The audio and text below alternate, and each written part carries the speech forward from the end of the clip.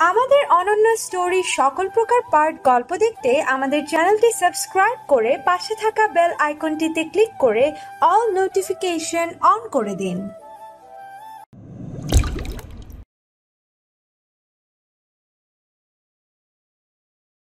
ক্যাম্পাসে বসে থেকে বন্ধুদের সাথে আড্ডা দিচ্ছি। হঠাৎ রাফিক কোথা থেকে যেন দৌড়ে এসে বলল, দোষ, কালকের পরের দিন নাকি নীলিমার বিয়ে। হোয়াট? কি বলছিস সব? রাফি আমাকে জড়িয়ে ধরে কান্না করে দিয়ে বলল, হ্যাঁ রে দোস্ত, আমি কিন্তু নীলিমাকে ছেড়ে বাঁচবো না। প্লিজ রাফি, তুই শান্ত হ, তোর নীলিমা তোর কাছেই থাকবে, প্লিজ শান্ত হ। তারপরেও রাফি কান্না করছে, হয়তোবা সে নীলিমাকে হারানোর ভয় করছে। আমি সিফাতকে বললাম, সিফাত, নীলিমা কলেজে এসেছে কি? হ্যাঁ, দেখলাম তো। তুই আর মিমি যে নীলিমাকে এখানে নিয়ে আয়। ঠিক আছে, আমরা নীলিমাকে এখানে নিয়ে আসছি। এরপরে সিফাত আর মিমি নীলিমাকে আমাদের আড্ডাখানে নিয়ে আসার জন্য গেল। রাফি এখন আমাকে জড়িয়ে ধরে কান্না করেই চলেছে। আমি ওকে বললাম, দোস্ত কান্না করিস না, নিজেকে শক্ত কর, তোর ভালোবাসা তোর হয়েই থাকবে। রাফি কিছুটা শান্ত হয়ে আমার কাঁধ থেকে মাথা তুলে বলল, এবার আমার পরিচয়টা দিই। আমি শাহিদ হাসান সাহি, অনার্স 3য় বর্ষের ছাত্র। আর এতক্ষণ যাদের কথা বললাম তারা হলো আমার বন্ধু রাফি, সিফাত আর মিমি। রাফির গার্লফ্রেন্ড হলো নীলিমা। তাদের রিলেশন চলছে প্রায় 1 বছর যাবত। তারা দুজন দুজনকে খুবই ভালোবাসে, কিন্তু হঠাৎ করে নীলিমার বিয়ের কথাটা শুনে খুব খারাপ লাগলো। আমি না হয় এখন প্রেম প্রীতি থেকে অবসর নিয়েছি, কিন্তু এইসবের ছ্যাঁকা খাওয়ার ব্যাপারটা তো বুঝি। হ্যাঁ, আমিও ছ্যাঁকা খেয়েছি। যেটা ঝোঁক এখনো সামলাতে না পেরে সবসময় আমি একটা উক্তিই বলে থাকি। আমাদের বন্ধু মহলে আরেকটা বেস্ট কাপল আছে, আর তারা হলো সিফাত আর মিমি। তারাও একে অপরকে প্রচন্ড ভালোবাসে, একজন অন্যজনকে ছাড়া এক মুহূর্তও থাকতে পারে না। তাদের রিলেশনের বয়স প্রায় 3 বছর। অনার্স ফার্স্ট ইয়ারে তারা একে অপরকে ভালোবাসতে শুরু করে। তবে এখন তাদের দুজন পরিবারই ওদের সম্পর্কটা জানে আর মেনেও নিয়েছে। আর নেবে না বা কেন? সিফাতের মতো ছেলে পাওয়া এই যুগে মুশকিলের ব্যাপার। সিফাত সব দিক থেকেই ভালো, আচার আচরণ থেকে শুরু করে ফ্যামিলি পর্যন্ত সবকিছুই ভালো। মিমিও খুব সুন্দর একটা মেয়ে, ঠান্ডা মেজাজের, খুব ভদ্র। আমাদের সাথে একই ডিপার্টমেন্টে পড়ালেখা করে আর পড়াতেও ভালো। অপরদিকে রাফিও তেমনই, কিন্তু রাফির পরিবার একটু আর্থিক দিক থেকে দুর্বল হওয়ায় নীলিমার বাবা রাফিকে মেনে নিতে পারেনি। তবে আমাদের বন্ধুত্বের শিকলটা বেশ গভীর। এই পৃথিবীতে সুষ্ঠুভাবে চলার জন্য বা বেঁচে থাকার জন্য প্রয়োজন একটা সঙ্গী। তবে এখানে সঙ্গী বলতে আমি বিপরীত লিঙ্গকে উদ্দেশ্য করে বলিনি। এখানে বেঁচে থাকার জন্য সঙ্গী বলতে বুঝিয়েছি একজন বা একাধিকজন সৎ বন্ধুকে, যে আপনাকে ভালো কাজের পরামর্শ দেবে এবং বিপদ আপদে পড়লে আপনাকে সৎ উপদেশ দেবে। আর সেই সঙ্গের মাধ্যমে একটা ভালো ছেলে আপনার পথে যেতে পারে, আর এই সঙ্গের মাধ্যমে একটা ভালো ছেলে খারাপ পথে যেতে পারে, আবার একটা খারাপ ছেলে সঙ্গের মাধ্যমে ভালো পথে আসতে পারে। এই সম্পর্কে বিখ্যাত ফার্সি কবি শেখ সাদি বলেছেন, মন্দ লোকের সাথে যারা ওঠা বসা করে সে কখনোই কল্যাণের মুখ দেখতে পারবে না। সুতরাং আমাদের উচিত হবে বন্ধু বা সঙ্গী নির্বাচন করার সময় সব দিক বিবেচনা করে তা নির্বাচন করা। যেমনটা আমার বন্ধু মহল, আমাদের কেউ যদি কোনো প্রকার সমস্যায় পড়ি তাহলে সেই বিষয়ে সর্বপ্রথম আমাদের নিজেদের মধ্যে আলোচনা করি, তারপরে সবার মতে সেটা সমাধান করি। যেমনটা আজকে রাফি করলো, নীলিমার বিয়ের কথা শোনার সাথে সাথে আমাদেরকে জানালো। যাকে অনেক কথাই হলো, এবার গল্পে আসি। একটু পরে সিফাত আর মিমি নীলিমাকে আমাদের কাছে নিয়ে আসলো। নীলিমার মনটা খারাপ হয়ে আছে। রাফিকে দেখে নীলিমা বলল, প্লিজ রাফি, তুমি কিছু একটা করো। রাফিকে কিছু বলতে না দিয়ে আমি নীলিমাকে বললাম, নীলিমা, তুমি কি রাফিকে ভালোবাসো? হ্যাঁ ভাইয়া, আমি ওকে খুব ভালোবাসি। কিন্তু তোমার তো বিয়ে ঠিক হয়ে গেছে, এখন কি করবে? এখন আমার আত্মহত্যা করা ছাড়া কোনো উপায় নেই, কারণ আমি রাফিকে ছাড়া বাঁচবো না। আত্মহত্যা করার কথা শুনে আমার প্রচুর পরিমাণে রাগ উঠল। আমি নীলিমাকে কষে একটা চড় দিয়ে বললাম, আত্মহত্যা কি সকল সমস্যার সমাধানের পথ? তুমি যদি আত্মহত্যা করো তাহলে রাফির কি হবে, তা ভেবে দেখেছো একবারও? নীলিমা কান্না করতে করতে বলল, এটা ছাড়া যে কোনো উপায় নেই ভাইয়া। কে বললো উপায় নেই? তুমি কি বাসা থেকে পালিয়ে এসে রাফিকে বিয়ে করতে পারবে? কি বলছিস এসব তুই? দেখ ভাই, এটা ছাড়া আমাদের কাছে আর কোনো উপায় নেই। আর তুই যদি এখন বিয়ে না করিস তাহলে তোরা দুজন একে অন্যকে সারা জীবনের জন্য হারিয়ে ফেলবি। এখন বল, তোরা পারবি কিনা? আমার কথা শুনে নীলিমা কিছুটা চুপ করে থেকে বলল, হ্যাঁ ভাইয়া, আমি পারবো। হ্যাঁ, আমিও রাজি। গুড, তাহলে আজকে তোদের বিয়ে। সিফাত, তুই আজকে রাতের জন্য একটা হোস্টেল বা বাসা বুক করবি, যেখানে আজকে রাফিয়া নীলিমার বিয়ে হবে। আরে বাসা নেওয়ার কি আছে, আমাদের একটা বাসা এখন ফাঁকা আছে, সেখানে হবে। ঠিক আছে। আর নীলিমা, তুমি সন্ধ্যা 7টার সময় সিফাত যেই ঠিকানা দেবে সেখানে চলে এসো। ঠিক আছে ভাইয়া। আর আসতে যদি কোনো প্রকার সমস্যা হয় তাহলে আমাকে জানাবে, আমি গিয়ে যেয়ে নিয়ে আসবো।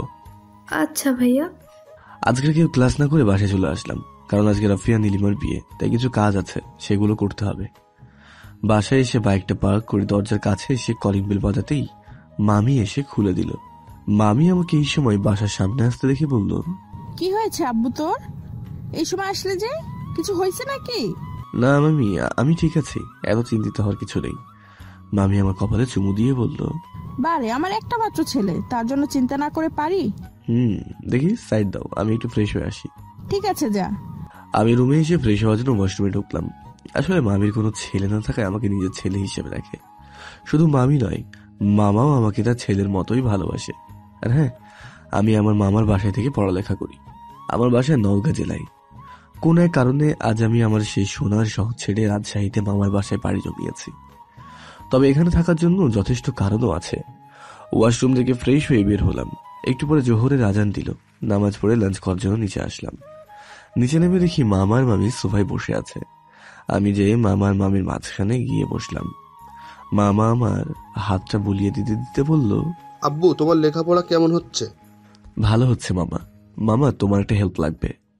আমার মামা হলো এই জেলার ডিসি। কি হেল্প আব্বু? আসলে মামা, আমার এক ফ্রেন্ড মানে রাফি একটা মেয়েকে ভালোবাসে, আর মেয়েটাও রাফিকে ভালোবাসে। কিন্তু সমস্যা হলো মেয়েটার বাবা মেয়েটির বিয়ে ঠিক করেছে, আর মেয়েটা মানে নীলিমা যদি রাফিকে না পায় তাহলে আত্মহত্যা করে ফেলবে। ও, তাহলে আমাকে কি করতে হবে? আমরা ঠিক করেছি আজকে রাফিয়া নীলিমার বিয়ে দিয়ে দেবো। আর দেখো, বিয়ে যদি না দিই তাহলে দুজন দুজনকে হারিয়ে ফেলবে। এদের কখন কে কি যে করে বসে তা তো বলা যায় না। আর তোমার কাজ হলো বিয়ে হওয়ার পর যত প্রশাসনিক সমস্যা হবে তা সলভ করা। সমস্যা নেই, আমি এই দিকটা সামলে নেব। কিন্তু রাফির পরিবার, রাফি যদি মেয়েটাকে কখনো ছেড়ে দেয় তাহলে কিন্তু সমস্যা হতে পারে। না না, কখনো ছেড়ে দেবে না, এটা আমার বিশ্বাস। তারপরেও আমি ভালোভাবে বলবো। ঠিক আছে। তো আব্বু, কখন বিয়ে হবে? রাতে মামি। ও আচ্ছা, অনেক কথাই হলো, চলো এবার লাঞ্চ করবে। চলো। মামি, তিশা এখনো কলেজ থেকে আসেনি? তিশা হলো আমার একমাত্র মামাতো বোন, এবার মেডিকেল সেকেন্ড ইয়ারে। না, এখনো আসেনি, আজকে নাকি আসতে দেরি হবে। ও আচ্ছা। চলো, খাবে। চলো। তারপর মামার মামির সাথে লাঞ্চ করে কিছুক্ষণ কথা বলে রুমে এসে ঘুমিয়ে পড়লাম। বিকেলে ঘুম থেকে উঠে আসরের নামাজ পড়ে রুম থেকে বের হয়েছে। দেখি তিশা সোফায় বসে টিভি দেখছে। আমাকে দেখেই বলল, ভাইয়া, আজকে নাকি তোর কোনো এক বন্ধুর বিয়ে? হ্যাঁ, রাফির তো। কিছু বলবি? বলছিলাম, তুই কবে বিয়ে করবি?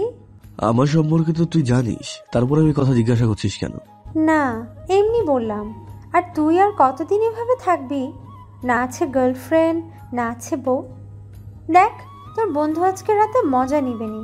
আমি তিশার মাথায় একটা চুটকি মেরে বললাম, বেশি বড় হয়ে গেছিস তাই না? শপিং মলে যাবো, তোর কিছু লাগবে? না, আমার কিচ্ছু লাগবে না, শুধু ফুচকা নিয়ে আসিস। ঠিক আছে, ফুচকা পাগলি একটা। মামিকে বলে বাসা থেকে বের হয়ে বাইকটা নিয়ে সিফাতকে ফোন দিয়ে শপিং মলে আসতে বললাম। আসলে তিশার সাথে আমার ভাই বোনের সম্পর্ক থেকে বেস্ট ফ্রেন্ডের সম্পর্কটা বেশি। আমার সাথে যে কোনো বিষয়ে নির্দ্বিধায় কথা বলে। শপিং মলে আসার একটু পরে সিফাত আসলো। সিফাত থেকে নিয়ে বিয়ের কেনাকাটা করতে লাগলাম। কেনাকাটা বলতে রাফির জন্য একটা শেরওয়ানি আর নীলিমার জন্য একটা শাড়ি, আর বাসার ঘর সাজানোর জন্য যাবতীয় সামগ্রী। বাজার করতেই সন্ধ্যা 7টা বেজে গেল। আমি বাজারগুলো সিফাতকে দিয়ে বললাম, সিফাত, তুই এগুলো তোর বাসায় নিয়ে চল, আমি আমার বাসা থেকে আসছি। ঠিক আছে, তাড়াতাড়ি আসিস। ওকে। আর মিমি না আসলে তুই ওকে গিয়ে নিয়ে আয়, ঠিক আছে? আচ্ছা। সিফাত চলে যাওয়ার পর আমিও বাইক নিয়ে বাসায় আসলাম। বাসায় এসে তিশাকে ওর ফুচকা দিয়ে আমি আমার রুমে যেয়ে ফ্রেশ হয়ে ড্রেসটা চেঞ্জ করে কিছু টাকা নিয়ে রুম থেকে বের হলাম। নিচে এসে দেখি মামি বসে আছে। আমি মামিকে বললাম, মামি, আজকে রাতে আমি বাসায় আসতে পারবো না। কেন বাবা? আজকে ওদের বিয়ে তো, আর বিয়েটা হচ্ছে সিফাতদের একটা বাসায়। বাসাটা শহরের বাইরে হওয়ায় সেখানে রাতে একাই থাকা সমস্যা। এই জন্য আমি আর কিছু বন্ধু মিলে সেখানে থাকবো। ঠিক আছে বাবা, সাবধানে থেকো। ওকে মামি। টাকা আছে তোমার কাছে? হ্যাঁ মামি, আজকে লাগবে না। আচ্ছা, ভালোভাবে যেও। আমি হ্যাঁ বলে বাইক নিয়ে আরো দুজন বন্ধুকে নিয়ে রওনা দিলাম সিফাতের বাসার উদ্দেশ্যে। প্রায় আধা ঘন্টা বাইক চালানোর পর পৌঁছে গেলাম বাসার ভিতরে। যে দেখি মিমি আর নীলিমার একটা ফ্রেন্ড বসে থেকে গল্প করছে। আমি আর বন্ধুরা মিলে রাফির ঘর সাজাতে লাগলাম, আর অন্যদিকে মিমি আর নীলিমার বন্ধু নীলিমাকে বিয়ের জন্য সাজাতে লাগলো। ঘর সাজানোর পরে আমি সিফাতকে বাইকের চাবিটা দিয়ে কাজী সাহেবকে নিয়ে আসতে পাঠালাম। সিফাত চলে যাওয়ার পরে রাফিকে শেরওয়ানি পরে দিয়ে রেডি করে রাখলাম। একটু পরে কাজী সাহেব আসলেন। আল্লাহর রহমতে ভালোভাবে রাফির আর নীলিমার বিয়েটা হয়েই গেল। কাজী সাহেবকে তার প্রাপ্যতা দিয়ে পাঠিয়ে দিলাম। বিয়ের কাজ শেষ করতে রাত 10:30 বেজে গেল। আমি আসার সময় কিছু খাবার এনেছিলাম, সেগুলো সবাই মিলে খেলাম। খাওয়া দাওয়া শেষে রাফিয়া নীলিমাকে ওদের রুমে পাঠিয়ে দিলাম। যাওয়ার সময় ওরা দুজনেই আমাকে জড়িয়ে ধরে কান্না করে দিল, আর আমার থেকে দোয়া নিয়ে রুমে গেল। ওদেরকে রুমে পাঠিয়ে দেওয়ার পর আমার দুই বন্ধু, মানে আমি যাদেরকে এখানে আসার সময় নিয়ে এসেছিলাম, তারা চলে গেল। এখন নতুন দাম্পত্যরা ছাড়া আমরা আছি এখানে মোট 4 জন। আমি, সিফাত, মিমি আর নীলিমার ফ্রেন্ড। আমি আর সিফাত একটা রুমে শুয়ে পড়লাম, আর মিমি আর নীলিমার ফ্রেন্ড একটা রুমে ঘুমাতে গেল। সকালে ঘুম থেকে উঠে সবাই মিলে একসাথে নাস্তা করছি। তখন সময় হয়তো 7টা থেকে 7:30 হবে। কলিং বেল বেজে উঠল। ওদের নাস্তা করতে বলে আমি দরজাটা খুলতে গেলাম। দরজা খুলে দেখি তোমার চোখ ছানা বড় হয়ে গেল, কারণ আমার সামনে দাঁড়িয়ে আছে 2 জন পুলিশ আর নীলিমার বাবা। নীলিমার বাবার দিকে তাকিয়ে একেবারে চোখ দুটি লাল হয়ে গেছে, বোঝা যাচ্ছে প্রচন্ড পরিমাণে রেগে আছে। আমাকে গম্ভীর গলায় বললেন, আমার মেয়ে কোথায়?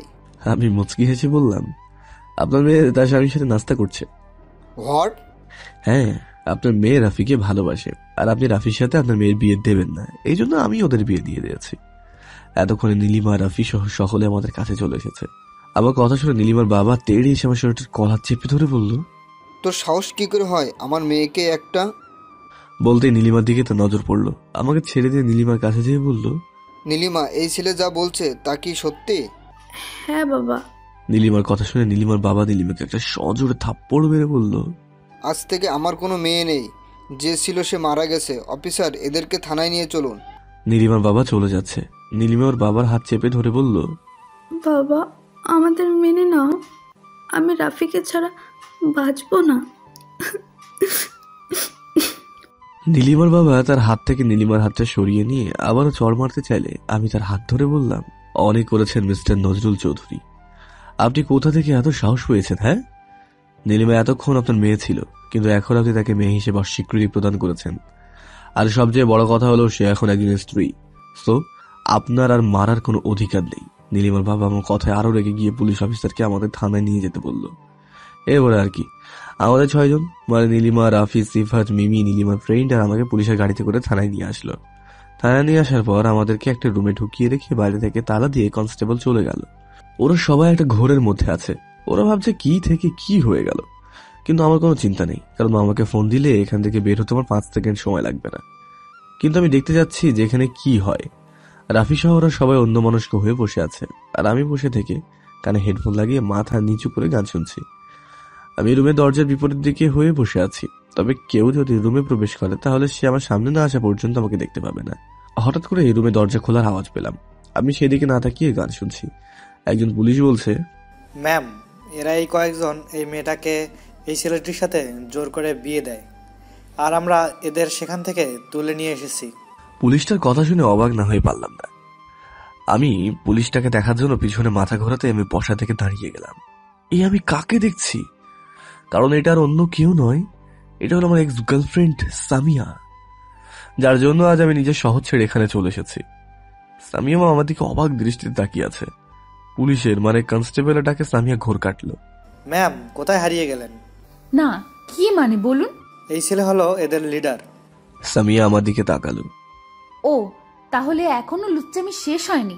সামিয়ার কথা শুনে ওরা কিছুটা অবাক হলো, কারণ আমার সম্পর্কে এমন রিপোর্ট একটা পুলিশ অফিসার দেবে তো অবাক হওয়ারই বিষয়। তবে আমি অবাক না হয়ে বরঞ্চ একটা মুচকি হাসি দিয়ে পিছনে ঘুরে গান শুনে মনোযোগ দিলাম।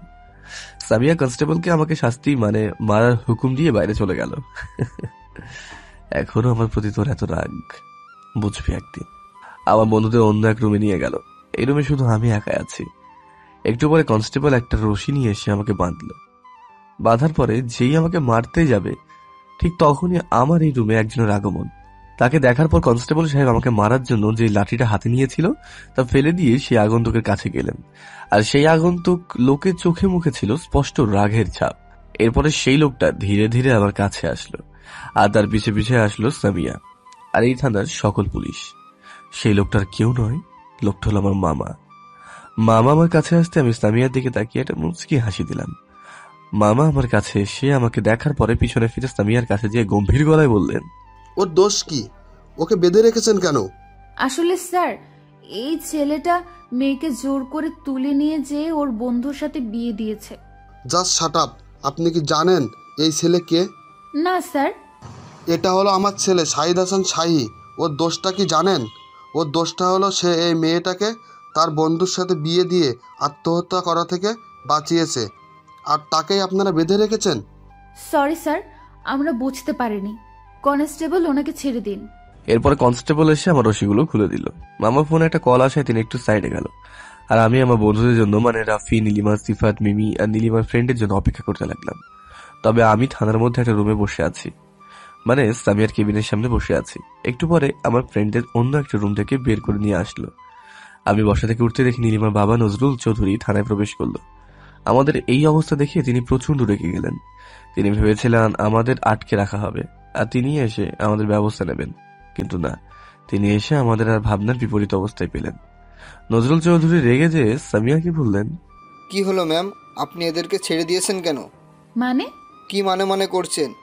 আমার মেয়েকে যারা জোর করে একজন ফকিরের বাচ্চার সাথে বিয়ে দিয়েছে, আর তাদেরই আপনারা ছেড়ে দিয়েছেন? নীলিমার বাবার কথা শুনে মেজাজটা বিগড়ে গেল। যা বলার আমাদের বলবে, কিন্তু বাবা মাকে নিয়ে কথা বলে রাগ উঠলো, কিন্তু নিজেকে ঠান্ডা রাখলাম। হঠাৎ মামা পিছন থেকে রুমে ঢুকতে ঢুকতে বলল, মানেটা না হয় আমি বলছি, মিস্টার নজরুল চৌধুরী। নীলিমার বাবা মামাকে দেখে বলল, আরে স্যার, আপনি এখানে এসেছেন, ভালোই করেছেন। এই ছেলেগুলো আমার মেয়েকে তুলে নিয়ে এসে জোর করে বিয়ে দিয়েছে। না স্যার, আমাকে কেউ জোর করে বিয়ে করেনি বা দেয়নি, আমি নিজ ইচ্ছাই করেছি। নীলিমার বাবা নীলিমার উপর রেগে গিয়ে বলল, ওই চুপ কর। কেন চুপ করবেন মিস্টার নজরুল চৌধুরী? আপনাদের মতো কিছু স্বার্থপর পিতামাতার জন্য নষ্ট হয়ে যায় হাজারো ছেলে মেয়ের জীবন। আপনারা শুধু খুঁজেন অর্থ সম্পদওয়ালা ছেলেকে, কিন্তু আপনারা কখনো ভাবেন না যে আপনার মেয়ে কার কাছে সুখে থাকবে না কষ্টে থাকবে। আচ্ছা নজরুল চৌধুরী, আপনি কি বলতে পারবেন আপনি যেখানে আপনার মেয়েকে বিয়ে দিতে চেয়েছিলেন সেখানে আপনার মেয়ে সুখে থাকবে, এমনকি তার জীবনটা টিকিয়ে থাকবে? মানে স্যার, বুঝলাম না। মানেটা খুব সহজ মিস্টার নজরুল চৌধুরী। এই যে আপনার মেয়ে আর আপনার বর্তমান জামাই রাফি দুজনেই একে অপরকে ভালোবাসে। আপনি যদি আপনার মেয়েকে আজ অন্য কোথাও বিয়ে দিতেন তাহলে আপনি আপনার মেয়েকে হারিয়ে ফেলতেন, মানে আপনার মেয়ে তার ভালোবাসার মানুষকে না পাওয়ার জন্য আত্মহত্যা করত। আপনি হয়তোবা ভাবতেছেন আমি এসব কি করে জানলাম। এই যে এটা হলো আমার ভাগ্নে, সে আমাকে আপনার মেয়ের সম্পর্কে কাল বলে, আর এটাও বলে যে আপনার মেয়ে যদি রাফিকে না পায় তাহলে আত্মহত্যা করবে।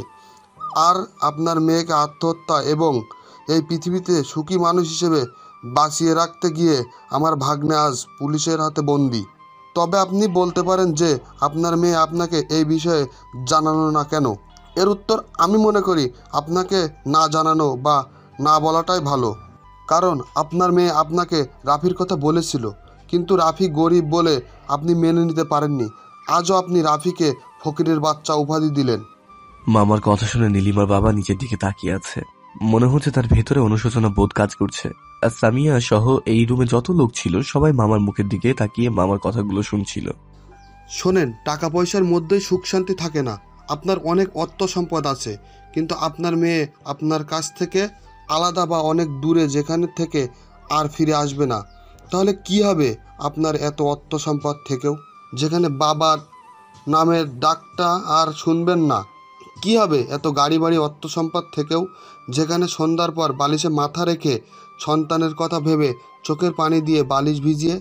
পরিশেষে আমি আপনার মেয়ের রাফির কাছে সুখে থাকবে, সুতরাং তাদেরকে মেনে নেওয়াই আপনার ইচ্ছে।